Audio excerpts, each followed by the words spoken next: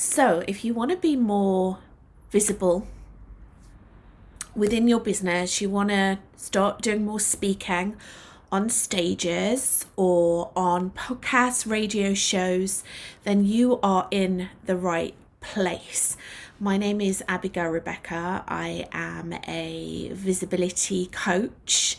I am a human design Aquarian age leadership guide. And one of the things that I wanted to speak to you about today is how to use your human design effectively to really become an incredible and impactful speaker. I've been speaking on stages throughout my life, most of my life. I've spoken on stages in corporate, I've spoken on stages within my own business.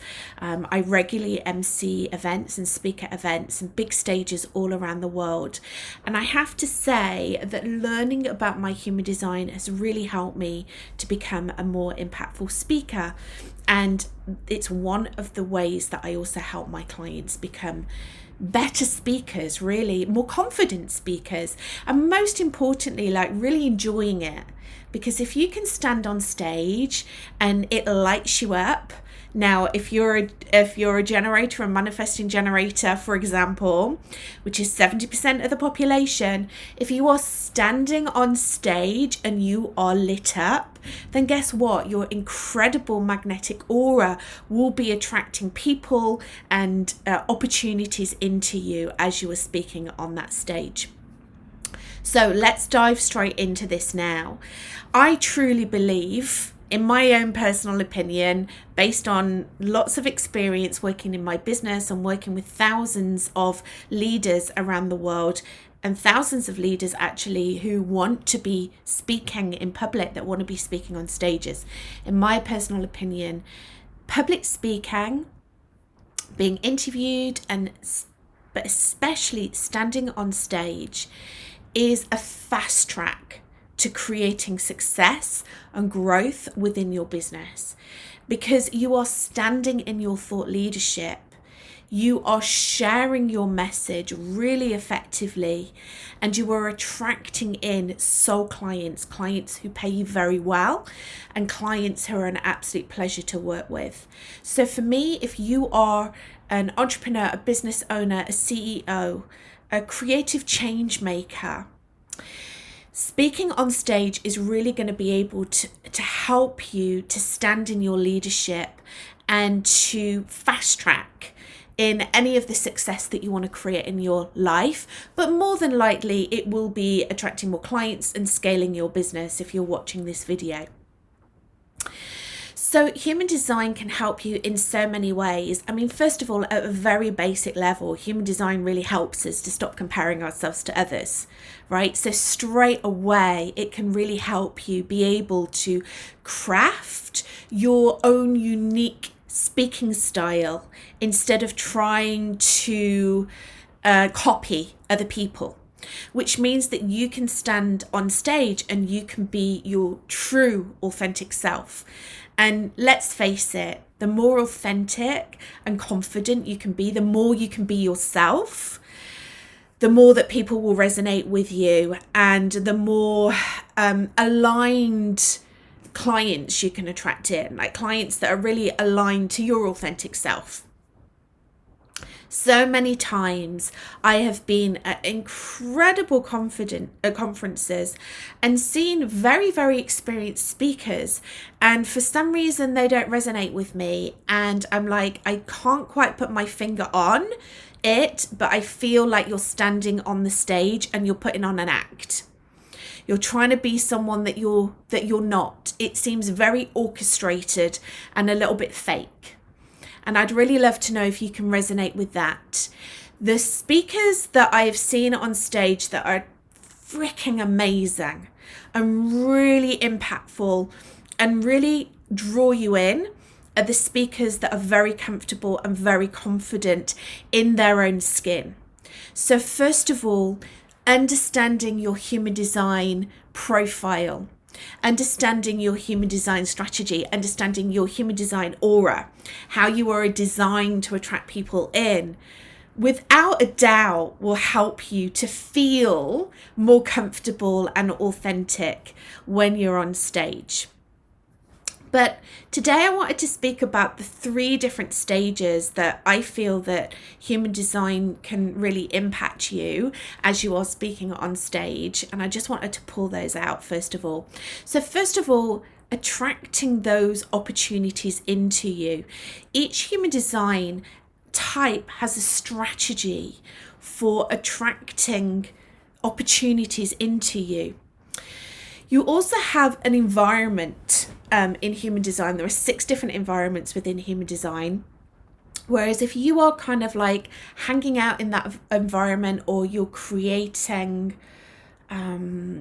environments like that within your workspace or within your home or your day-to-day life, that can also attract these incredible experiences into you. So the first thing really is to look at your human design strategy. What is your unique way to attract opportunities into you, so to attract speaking opportunities into you? So I've already spoken about generators and manifesting generators, 70% of the population. So your strategy to attract opportunities into you is to wait to respond to things. So think about how you are going about positioning yourself as a speaker and speaking on stages. Are you going out and you like cold calling? Are you initiating? Because you're not designed to initiate. Only 9% of the population are designed to initiate. Those are the manifestors. So if you are being taught a strategy to go out and to start initiating these opportunities, then I would definitely look to see if there are ways that you can do it which are more aligned to your human design. Now, of course, it makes sense, like the law of averages, if simple maths. If you're going out and you are initiating and you're cold calling or cold DMing or whatever, it's not my style, but anyway, if that's what you're doing and that's what you're being taught to do, or advised to do, then of course law of averages means that you will get some responses. But are they going to be the speaking opportunities that are aligned to you? Are they going to have your audience, like your ideal clients in the audience that you're going to be speaking to? Or are they just going to be like ticking the boxes? I've said that I want to speak on more stages and I'm just going to go and speak on more stages. If they are not aligned to you, if those opportunities aren't going to light you up, if they're not going to have your ideal clients in there, you are wasting your time. You're wasting your energy. You're going out and doing the things and the actions, but they're not aligned actions.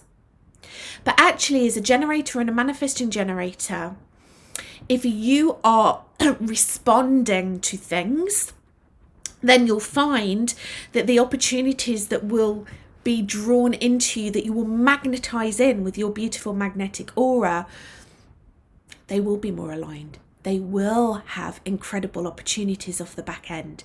See what the difference is there? Same as if you're a projector. So I'm going to use another example of human design types. There are 5 different human design types, by the way. But if you are a projector, your strategy is to wait to be invited. I'm a projector. If I go out and again, I try and initiate, crickets. But if I actually position myself in a way that gives me the opportunities to be attracted into situations. So for example, I could, and I do this, I very easily go out on social media and say, hey, guess what? I spoke on a stage today and it really lights me up. I love to speak on stages. I love to share my message. I love to help others. And my biggest wish this year is to land more speaking opportunities. So, just let me know if you feel that I'd be a good fit for your stage. Reach out and let me know. Okay? There's no initiating there. There's no pushing. There's no cajoling. I'm just sharing what I love to do. I'm not approaching people and saying, can I speak on your stage? I'm sharing what I love to do, and then people can then invite me in and I can decide whether that's a good invitation or not. Okay, so that's the first thing. Look at how you are landing these opportunities and ensure that they are aligned to your human design. Number 2, really about overcoming the blocks that might be stopping you from going out there and being highly visible, but most specifically, speaking on stages, being a public speaker. I can't tell you the amount of women and men actually that I speak to, but mostly women, because I mostly speak with women, work with women. The amount of women that come to me and say, you know what, I would absolutely love to speak on stage, but I am so terrified. Please, can you help me?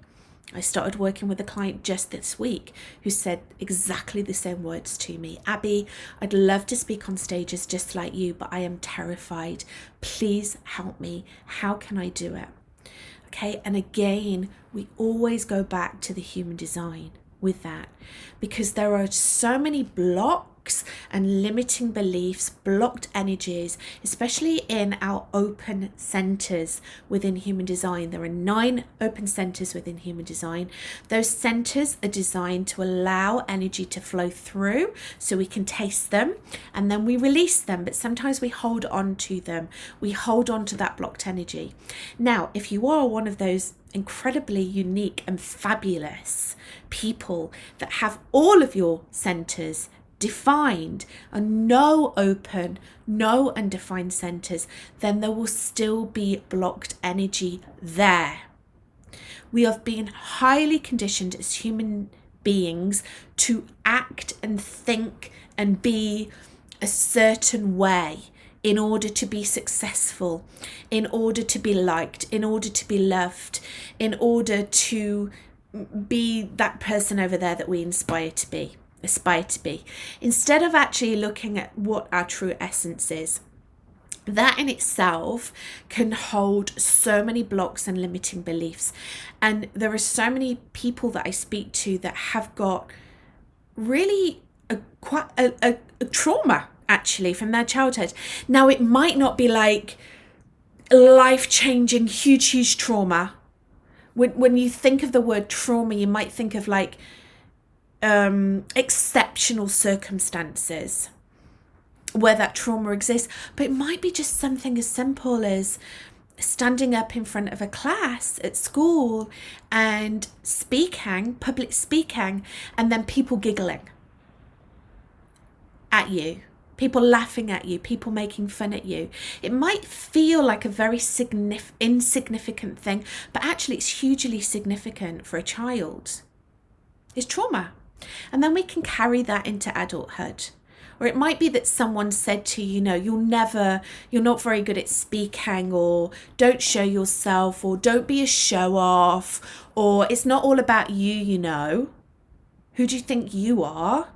These terms that can be spoken to us by other children and adults, we can carry that into adulthood.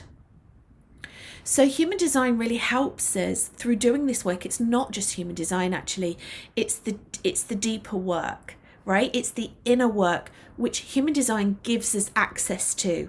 That can help us to clear the fears and the limiting beliefs and help us to go forward and be a very confident and competent speaker.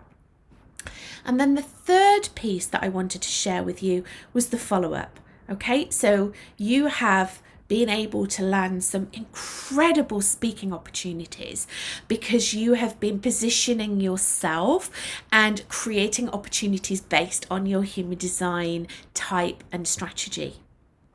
You've then overcome the blocks and the limiting beliefs and the fear, this imposter syndrome, the stage fright that has stopped you from going and speaking at these events. And now you're at the event, it's time to speak, and you're giving your talk.